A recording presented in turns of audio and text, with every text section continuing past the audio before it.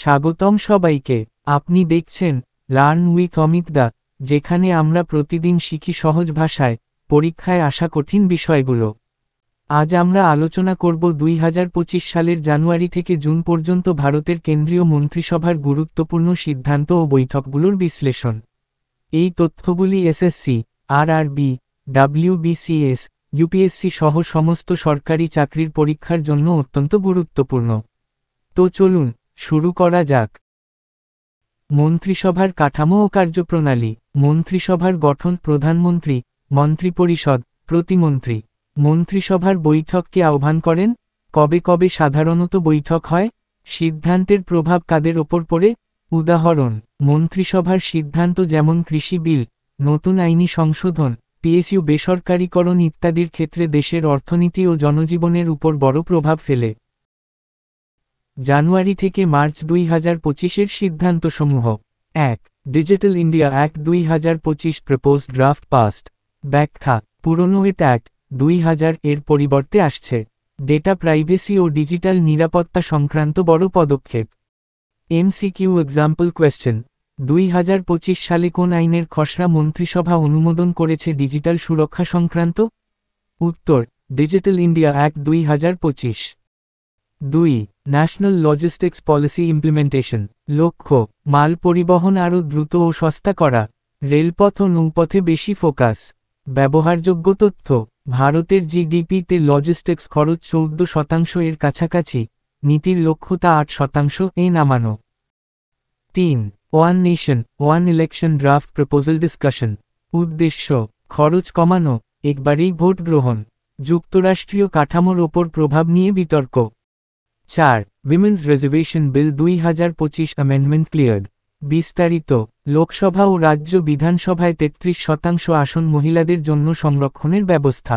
MCQ example: 2025 সালে মহিলাদের সংরক্ষণ আইন সংশোধন কিসের সঙ্গে যুক্ত? উত্তর: 33% আসন সংরক্ষণ। এপ্রিল থেকে জুন 2025-এর সিদ্ধান্তসমূহ। 1. PM SHRI schools phase 2 launch. লক্ষ্য: আরও 10,000 স্কুলকে আধুনিক পরিকাঠামো দেওয়া। ব্যাখ্যা: এই প্রকল্পে প্রতিটি রাজ্যে মডেল স্কুল গড়ে তোলা হচ্ছে। এনইপি 2020 বাস্তবায়নের অংশ। 2. Green hydrogen mission, cabinet approval for investment. গুরুত্ব: 2030 সালের মধ্যে ভারত গ্রিন হাইড্রোজেন উৎপাদনের হাব হতে চায়। প্রশ্ন: গ্রিন হাইড্রোজেন মিশনের উদ্দেশ্য কি?